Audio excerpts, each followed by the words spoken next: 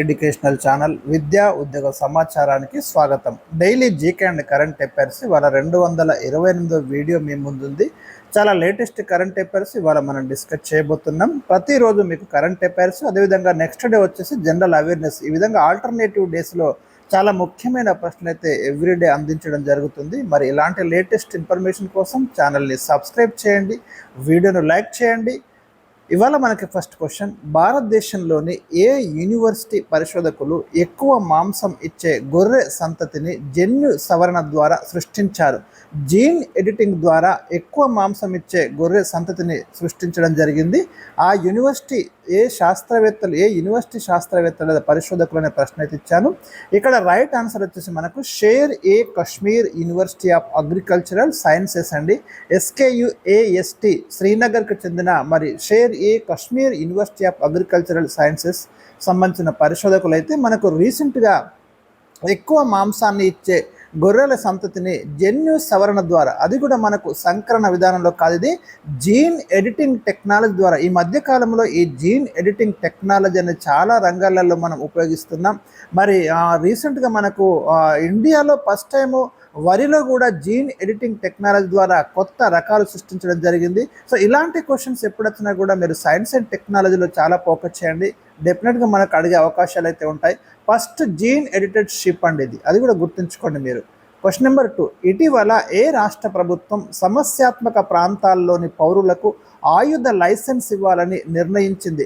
రీసెంట్గా అస్సాం క్యాబినెట్ ఒక తీర్మానాన్ని అయితే ఆమోదించింది. ఆ రాష్ట్రంలో ఎక్కడైతే సమస్యాత్మక ప్రాంతాలు ఉన్నాయో, ఎక్కడైతే బంగ్లాదేశ్ నుండి మరి బార్డర్ ఏరియాస్ ఉన్నాయో, ఆ ఏరియాలో ఉన్నటువంటి నేటివ్ సిటిజన్స్కి ఆయుధ లైసెన్స్ ఇవ్వాలని నిర్ణయించిందండి. ఇండియాలో ఇలాంటి నిర్ణయం తీసుకోవడం ఒక సంచలనమనే మనం చెప్పుకోవచ్చు. అందుకే ఇది ప్రముఖ వార్త. మరి అస్సాం ముఖ్యమంత్రి అఫీషియల్గా ఈ అనౌన్స్మెంట్ చేయడం జరిగింది.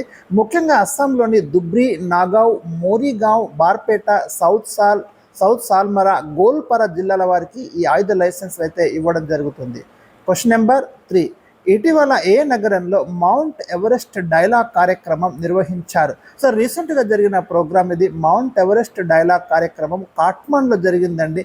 నేపాల్ రాజధాని కాఠ్మండు. మనకు మౌంట్ ఎవరెస్ట్ అనేది ప్రపంచంలోనే అత్యంత ఎత్తైన శిఖరం. ఇది నేపాల్ దేశంలోనే ఉంది. నేపాల్ దేశంలో దీన్ని సాగరమాత అని పిలుస్తారు, అది కూడా గుర్తుంచుకోండి, చాలా చాలా ఇంపార్టెంట్. సో మరి రీసెంట్గా మనకు మౌంట్ ఎవరెస్ట్ డైలాగ్ కార్యక్రమం అయితే అక్కడ జరిగింది. ఇక ఎవరెస్ట్ శిఖరం మనకు హిమాలయ పర్వతాల్లోని అత్యంత ఎత్తైన హిమాద్రి శ్రేణిలో ఉంటుందండి. క్వశ్చన్ నెంబర్ 4, శాంటూస్ పష్మినా ఉన్నిని గుర్తించడానికి ప్రపంచంలోనే మొట్టమొదటిసారిగా DNA డయాగ్నోస్టిక్స్ టెక్నాలజీని అభివృద్ధి చేసిన సంస్థ ఏది? ఈ షాటూస్ అండ్ పష్మినా అనేవండి. పష్మినా అంటే మీకు కశ్మీర్ ప్రాంతంలో ఉండే గొర్రెలు, శాటూస్ అంటే అదే ప్రాంతంలో ఉండే ఒక రకమైన జింకలండి. వీటి యొక్క ఉన్ని నుంచి అయితే మరి శాలువాలు, రగ్స్ ఇవి తయారు చేస్తున్నారు. సో ఇక్కడ సమస్య ఏమవుతుందంటే ఈ శాటూస్ వాటి మీద అంటే ఉన్నిని సేకరించడం మీద నిషేధం ఉంది. కానీ అక్రమార్కులు ఈ శాటూస్ నుండి కూడా ఉన్నిని సేకరించి పష్మినా పేరుతో మరి ఎక్స్పోర్ట్ చేయడం జరుగుతుంది. సో చాలా సందర్భాలలో ఈ ఎక్స్పోర్టింగ్ అయితే అధికారులు నిలిపివేస్తున్నారు మరి షాటూస్ వాడినాయన్న దృష్టితోటి. సో దాన్ని రెక్టిఫై చేయడం కోసం, అంటే షాటూస్ని గుర్తించడానికి ప్రపంచంలోనే మొట్టమొదటిసారిగా DNA డయాగ్నోస్టిక్స్ టెక్నాలజీని అభివృద్ధి చేయడం జరిగింది. ఆ సంస్థ ఏదంటే మనకు laboratory of the conservation of endangered species అని లాకోన్స్ హైదరాబాద్లో ఉందండి.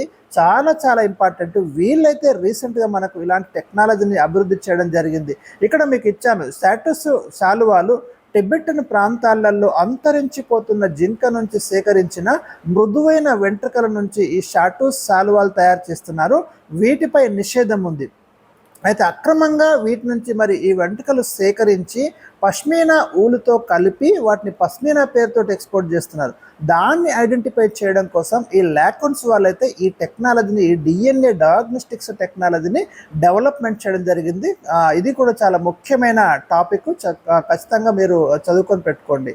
క్వశ్చన్ నెంబర్ 5, తెలంగాణ రాష్ట్రంలో 14 నుంచి 18 ఏళ్లలోపు కౌమార బాలికల్లో రక్తహీనతను నివారించడానికి ఏ పథకాన్ని 2025 మే 29న రాష్ట్ర ప్రభుత్వం ప్రారంభించింది?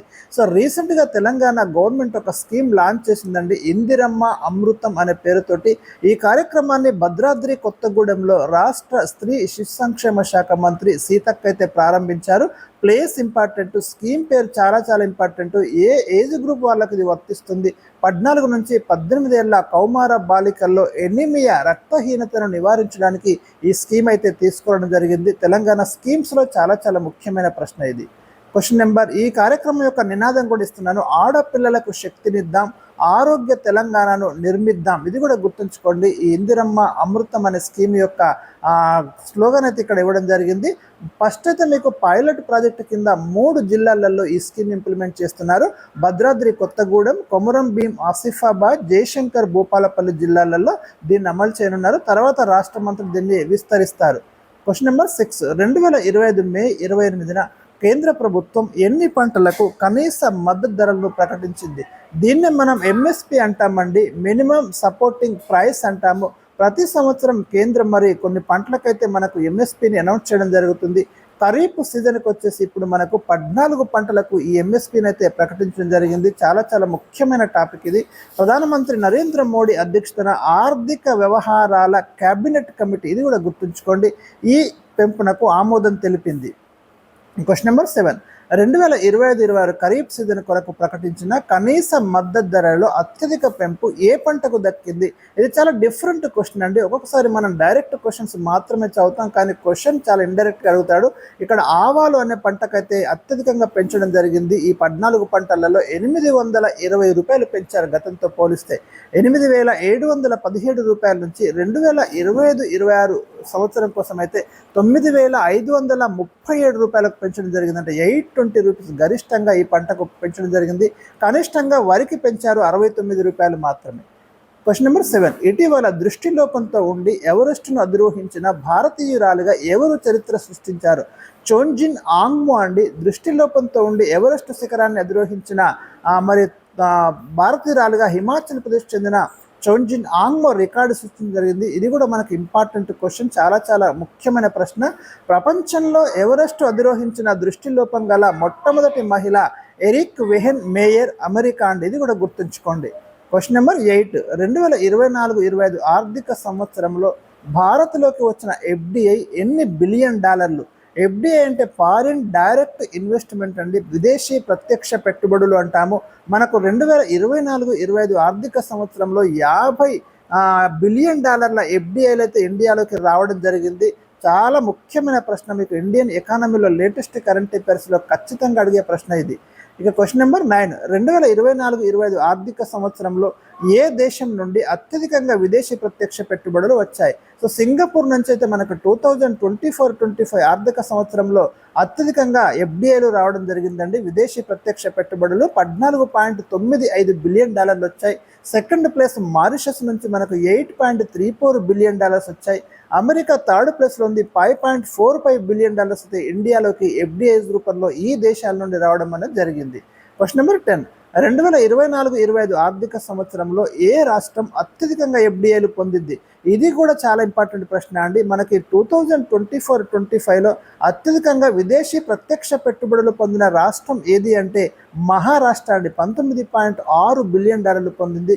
సెకండ్ ప్లేస్లో కర్ణాటక ఉంది. థర్డ్ ప్లేస్లో తెలంగాణ 7వ స్థానంలో ఉంది. ఇది కూడా గుర్తుంచుకోండి. 2.99 బిలియన్ డాలర్తో తెలంగాణ 7వ ప్లేస్లో ఉంది. మహారాష్ట్ర ఫస్ట్ ప్లేస్లో ఉంది. కర్ణాటక సెకండ్ ప్లేస్లో ఉంది. తెలంగాణ 7వ స్థానంలో ఉంది, గుర్తుంచుకోండి. రైట్, ఇవి నేను ఈరోజు మీకు ఇచ్చినటువంటి చాలా ముఖ్యమైన లేటెస్ట్ కరెంట్ అఫైర్స్ అండి. Thank you for watching.